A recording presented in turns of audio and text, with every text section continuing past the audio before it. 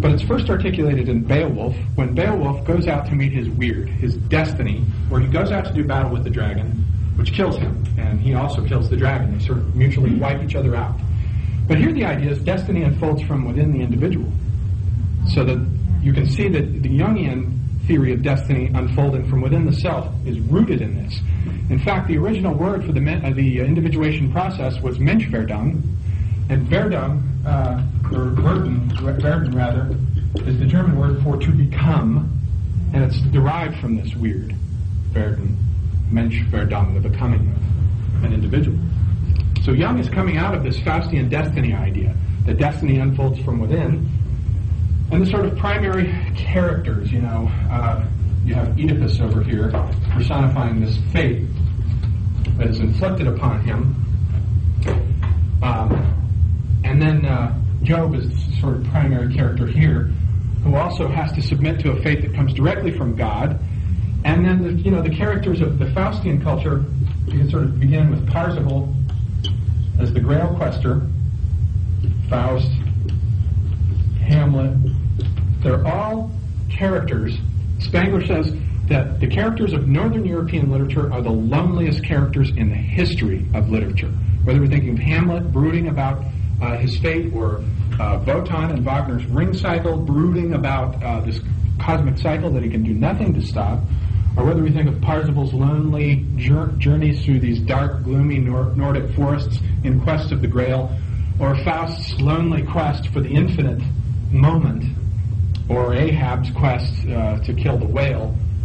These are lonely individuals, but they're consistent with this Faustian destiny idea. I mean, this actually continues right on into our cinema. You have the sort of Godfather films with Michael Corleone working out his destiny. And now, in terms of the mathematics, each culture develops its own mathematics here. Euclidean geometry is a geometry of magnitudes, static magnitudes, very sensuous, very much a geometry of physicality.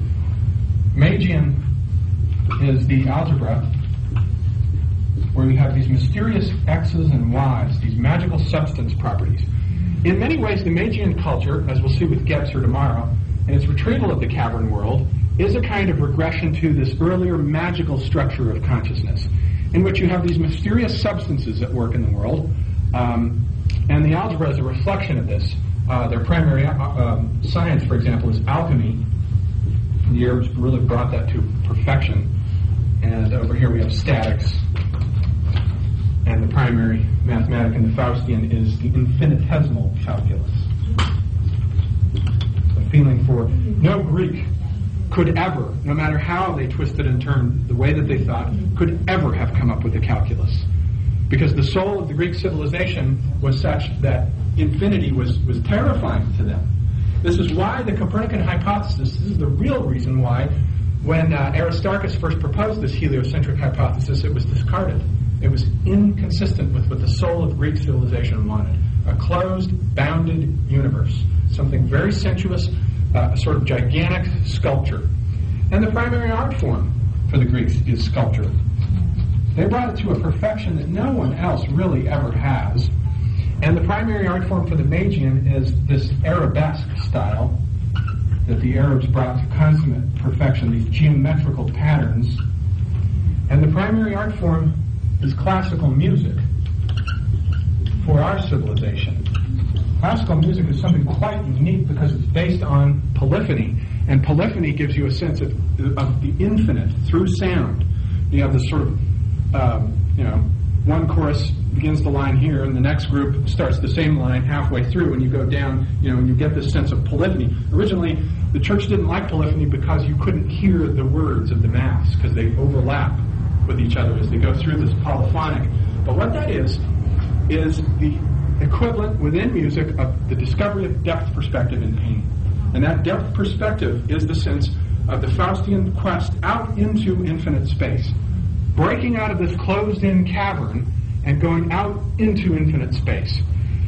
From the Gothic cathedrals to the rockets that we sent to the moon, there is a consistency of world feeling here in Northern European and American civilization, this quest for infinite space.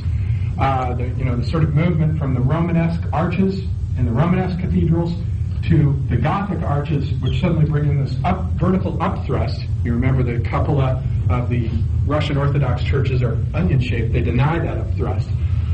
From that is the breaking open of this Magian cavern, just blowing off the sort of ceiling of the universe and stepping out into infinite space. We have been obsessed with this infinite space and this idea of a lonely ego out here in the center of infinite space radiating off in all directions is the sort of primary idea that has motivated Northern European civilization. Even the articulation of the first law of physics, that an object will remain in motion forever unless it's stopped by an external force, is the same idea. For the Greeks, an object would remain in motion only so long as it was in contact with something pushing it. If you imagine a shopping cart, the Greek would say, the shopping cart will go until I stop pushing it, and then it just rolls to a stop. Well, the Faustian will come in and say, well, what if you just sort of grease the road and you eliminate friction, give the shopping cart a push, and it'll go a hell of a lot further, won't it? What if we eliminate all the friction? It'll just sail off to infinity. And that starts, with Buridan's impetus theory, the idea that you don't need angels turning the spheres when you have this idea of God kicking the spheres in a frictionless space that sets them in motion forever. So this idea, this has been our primary obsession, this fascination with infinity that has given birth to everything that has poured itself forth out of Faustian civilization. And it's exactly opposite to this Greco-Roman idea of the world as a beautiful little work of art. This classical temple where everything is elegant and quaint and closed in, this sort of a Parthenon with the pediment here, everything is thrusting down, very self-enclosed, this weight of the architrave. It's exactly the opposite to the cathedral that breaks open space. I mean, the whole idea of the discovery of the birth of the Gothic cathedral in the 12th century was based on this idea of, well, you know what, we could sort of expand this thing to sort of encompass infinite space just by bringing in a flying buttress that'll hold the walls, and we can shoot the walls up and eliminate the walls with these huge stained glass paintings. And you're sort of blowing out the cosmos, this closed-in, dark, dank, Romanesque cavern world. That is that thrust, that passionate desire for infinite space. And the Magian, meanwhile, still to this day, in a certain sense, remains closed in within the cavern world of the horizon. Out in these deserts, the world is a gigantic dome. And Spengler comes up with this idea that's rather unique, which he calls pseudomorphosis. And he says the early phase of the Magian culture, which begins to originate just as the Roman Empire is forming, and the Greco-Roman culture is collapsing and dying into this uninspired, very heavy, very unlyrical Roman militaristic civilization where there are no real competent artists, but there are great military tacticians, just as we have in America to a large extent. He says the first cavern really is the Pantheon, and the Pantheon isn't an Arabic building, it isn't associated with any of these religions, but it's something new, entirely unprecedented. The Greek would never have thought of this inner dome world, because this is essentially, the Pantheon with these columns is essentially a building that's entirely outdoors. There really is no interior to these buildings. It's a sort of colonnade that you walk around. Whereas with respect to the domical world, and pseudomorphosis, by the way, means false formation, and Spengler has just taken it from mineralogy to mean you get a mineral. If you break open the mineral, there's a mineral inside it that's incongruous with the outer mineral. It's not the same mineral on the inside.